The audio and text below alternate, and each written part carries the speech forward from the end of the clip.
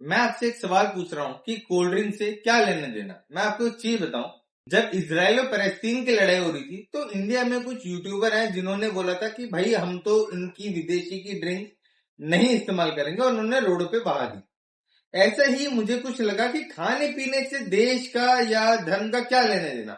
फिर अब जब मैं बड़ा हुआ तो मुझे एक वीडियो सामने आई रूह अफ़ज़ा और पतंजलि के डिबेट की। Rooh Afza kind of owned by Waqf property, और अब जो लोग उसको प्रमोट कर रहे हैं, कोई दिक्कत वाली बात नहीं है, प्रमोट करते रहिए। पर जो बामदेव बाबा ने बोला कि उसमें चीनी है, और मेरी अगर आप ड्रिंक पियोगे, मतलब पतंजलि की अगर आप पियोगे, दैट इज रोज सिरप, तो इससे गुरुकुल बनेंगे या बहुत सारी चीजें के बनेंगे। अगर उन्होंने गुरुकुल नहीं बोला होता तो मुझे आप ये बात बताओ कि आप वहां पे हिंदू मुसलमान की बात आ जाती? नहीं आ जाती। जब उन्होंने इस पक्ष में वो बात करी ही नहीं, तो हमारा इतना ही दिमाग है कि हम हर किसी बात को हिंदू मुसलमान में ले जाएं। खाने पीने की बात जो थी, आज मुझे पता है, मैं आज तक रूह अफ़ज़ा ही पीता आया। मुझे और कोई चीज मिलती है तो मुझे इतना पता है कि भाई मैं उसका लेबल नहीं पढ़ूंगा, मेरा ट्रस्ट रूह अफ़ज़ा पे है।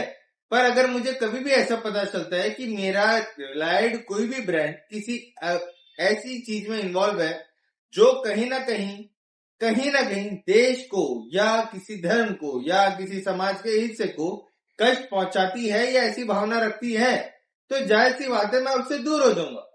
जब टिकटॉक या पबजी वगैरह आए थे तो हमने भी इंडिया की एक इंडियन होके गवर्नमेंट के उस एक्शन को अप्रिशिएट करा था, जहां पे उन्होंने बहुत सारी चीजें बैन कर दी थी। करेक्ट। गवर्नमेंट ने तो रूह अफ़ज़ा बैन नहीं करी है, गवर्नमेंट ने कुछ बोला। गवर्नमेंट तो सेकुलर है, जो आपको बोल रही है कि भाई आप आओ, धंधा करो, जो करना करो। बस बात ये आ जाती है कि जहां पे आप एक प्रोडक्ट के ऊपर हिंदू मुसलमान करने को तैयार हो, तो आपको भी ये बात देखना है कि आप भी एक कंज्यूमर हो।